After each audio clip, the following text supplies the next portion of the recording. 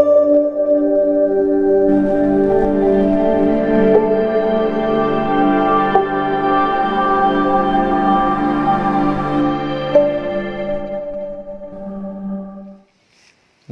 ছাত্ৰ ছাত্ৰীসকল আজি আমি নৱম শ্ৰেণী গণিতৰ পুনৰালোচনাৰ R1 চেপ্টাৰৰ প্ৰথম কোৱেশ্চনৰ সমাধান কৰিম।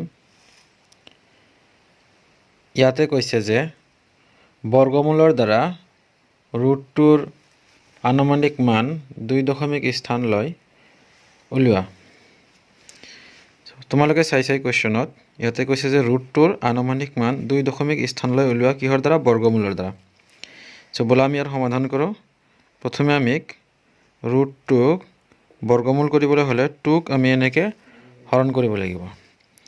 সো হৰণ কৰাৰ নিয়ম আছিল যে ইয়াতে যি সংখ্যা দিম ঠিক একেদৰে ভাগফলতো হেতু সংখ্যা বহিব। সো যদি 2 দিও 2 2 গুণ 4 বেছি হৈ যায়, গতিকে আমি একেৰে লিখিম 1 * 1 মানে 1 হৈ যাব। সো মাইনাস কৰিম 2 ৰ পৰা 1 গলে 1 থাকিব। ইয়াৰ পিছত নিয়ম হল যে ইয়াতে দশমিক দিয়াৰ লগে লগে দুটা শূন্য বহে। ঠিক আছে, আমি এনে জেনাৰেল হৰণত এটা শূন্য বহাও, কিন্তু যেতিয়া আমি এই দীৰ্ঘ হৰণ কৰো তেতিয়া দুটা শূন্য একেলগে বহিব। নেক্সট ইয়াতে যেটো সংখ্যা হ'ব এই দুটাৰ যোগফল 1 + 1 মানে 2 হ'ব। যেতিয়া 2 ৰ লগত কি বহালে ঠিক একে সংখ্যা ইয়াতে বহাব লাগিব। যদি 1 বহাও তেতিয়া হলে 21 * 1 হ'ব, কিন্তু আমি ইয়াতে দেখা পাইছো যে 4 বহাব পাৰিম 24 4। সো 24 আৰু 4 পূৰণ কৰিলে কিমান হ'ব 4 4 গুণ 16 হাতত থাকিলে 4 2 গুণ 8 থাকে 9 96। এবাৰ মাইনাস কৰি দিও 96 100 ৰ পৰা 96 গলে 4 থাকে।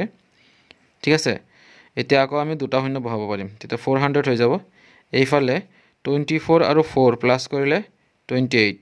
সো 28 ইয়াতে যদি 2 বহাই দিও তেতিয়া হলে আমাক 400তকৈ বেছি হৈ যায়, কাৰণ 2 * 2 = 400 হৈ যায়, গতিকে 1 লিখিব লাগিব। যে 1 লিখাৰ লগে লগে এটা 281 হৈ যাব 281। এটা মাইনাস কৰিলে হ'ব 10 ৰ পৰা 1 গলে 9, ইয়াতে থাকিল 9 8 গলে 1 আৰু ইয়াতে থাকিলে 3 3 ৰ পৰা 2 গলে 1। সো আমাক কি কৈছিলে দশমিকৰ পিছত 2 ঘৰ স্থানলৈ আমাক উলিয়াব দিছে, গতিকে আমি লিখিম এতেকে √2 = 1.41। এটি হল আমাৰ आंसर। নেক্সট কোৱেশ্চন নম্বৰ 2 লৈ যাও। ইয়াতে কৈছে যে এটা অপৰিমেয় সংখ্যা লিখা যাৰ যোগফল পৰিমেয় আৰু পূৰণফল মেয়। সো তোমালোকে লিখিবা সলিউশন। দুটা অপৰিমেয় সংখ্যা হল কি লবা, এটা লবা a + √b আৰু এটা লবা আৰু a - √b, যত ab belongs to z অখণ্ড সংখ্যা। ঠিক আছে, আৰু b > 0। যোগফল পৰিমেয় আৰু পূৰণফল পৰিমেয়। এইখিনি লিখিলেই তোমালোকৰ आंसर হৈ যাব। কিন্তু চোৱা তোমালোকৰ এইখিনি প্ৰমাণ কৰি মই দেখাইছো। প্ৰমাণৰ কাৰণে আমি ধৰি ললো let a = 2 b = 3। এতেকে a + √b তাৰ লগত প্লাস কৰিম a - √b। সো এটা মান বহাই দিও। এর মান আমি কিমান লৈছো 2। সো 2 + √b, b ৰ মান কিমান 3, √3 হ'ব প্লাস a মানে কিমান 2 আৰু b মানে 3। সো এই প্লাস খিনি কৰি দিও 2 + √3 + 2 প্লাস মাইনাসে মাইনাস √3, √3 ক্যান্সেল, কিমান আহি যাব 2 + 2 মানে 4। সো 4 কি হয় এটা পৰিমেয় সংখ্যা হয়, নহয় জানো। এতিয়া আমি ইয়াক আকৌ পূৰণ কৰি চাম a + √b whole into a - √b। So এতিয়া আমি মান বহাই দিও 2 + √3 whole into 2 - √3।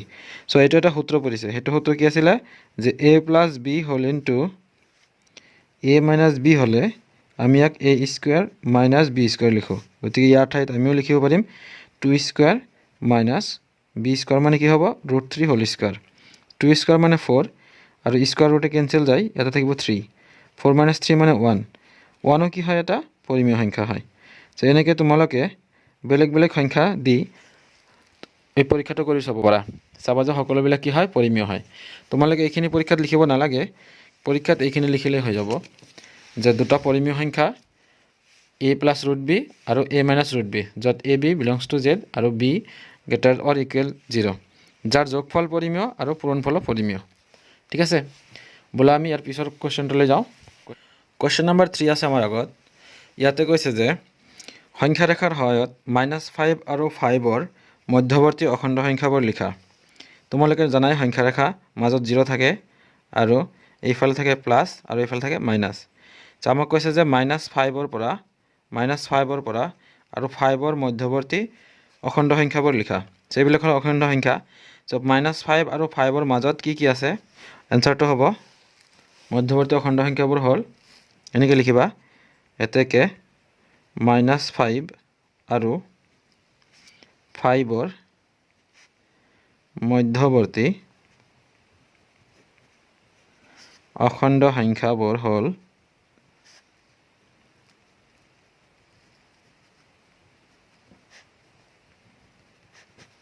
কি হ'ব -4, -3, -2, -1, 0, 1, 2, 3 আৰু 4 এইটো হ'ল আমাৰ question number 3 answer next question লৈ আহো আমি কোৱেশ্চন নম্বৰ 4 ইয়াতে কৈছে যে সূচক বিধি a to the power m হৰণ a to the power n সমান a to the power m minus n ইমানত m is equal to n লৈ প্ৰমাণ কৰা যে a to the power 0 is equal to 1 ইয়াতে কি ল'ব দিছে m is equal to n so বলা আমি ইয়াৰ প্ৰমাণ কৰো ইয়াত বা given a to the power m divide a to the power n is equal to কি দিয়া আছে a to the power m minus n এটা আমাৰ সূচক বিধি ক্লাস 8 ত আছিল সো এতিয়া আমি ইয়াত লিখিব পাৰিম m ৰ মান কি n a to the power m হৰণ a to the power m n ৰ ঠাইত আমি কি লিখি দিলো n বা তোমালোকে m ৰ ঠাইত n লিখিলেও একেই ৰিজাল্ট পাবা এইফালে a to the power m minus m লিখিলো কিয় লিখিলো দিয়া আছে আমাক m is equal to n so n ৰ ঠাইত আমি কি লিখি দিছো m লিখি দিছো সো ইয়াতে কি হ'ব হৰণ মানে কি divide a to the power m divided by a to the power m আৰু এইফালে a to the power m minus m তাৰ মানে a to the power 0 হৈ যাব m ৰ পৰা m গলে 0 এইফালে আমি কাটাকাটি কৰিব পাৰিম কাটিলে হ'ব 1 a to the power 0 so আমাৰ প্ৰমাণটো হৈ গল a to the power 0 is equal to 1 দেখাব দিছিল so a to the power 0 is equal to 1 proved প্ৰমাণিত হৈ গল নেক্সট কোৱেশ্চন নম্বৰ 5 ইয়াতে কৈছে যে সূচক বিধি a to the power m হৰণ a to the power n is equal to a to the power m minus 1 to m is equal to 0 লৈ প্ৰমাণ কৰা যে a to the power minus n is equal to 1 by a to the power n so ইয়াত আমাক কি দিয়া আছে লিখি লও given দিয়া আছে a to the power m হৰণ a to the power n is equal to a to the power m minus n so ইয়াত আমি আমাক কৈছে যে m ৰ মান 0 কি বুলি কৈছে m is equal to 0 so ইয়াত আমি লিখিম a to the power 0 হৰণ a to the power n is equal to a to the power 0 minus n যেহেতু m ৰ মান 0 বুলি কৈছে সো আমি জানো যে a to the power 0 মানে কি অলপ আগতে আমি কোৱেশ্চন নম্বৰ 4 ত প্ৰমাণ কৰিছিলো a to the power 0 মানে 1 সো 1 লিখিলো আৰু এইফালে আছিল a to the power n আৰু ইয়াতে 0 minus n মানে কি হ'ব a to the power minus n so এই হৰণ মানে কি divide 1 by a to the power n হল আৰু এইফালে a to the power minus n so এইটোক আমাক প্ৰমাণ কৰি দিছিল so a to the power minus n is equal to 1 by a to the power n এইটো হৈ গল আমাৰ proved প্ৰমাণ হৈ গল ঠিক আছে আশা কৰিছো সকলোৱে বুজি পাইছা নেক্সট ভিডিঅত লগ পাম নেক্সট কোৱেশ্চন লৈ থ্যাংক ইউ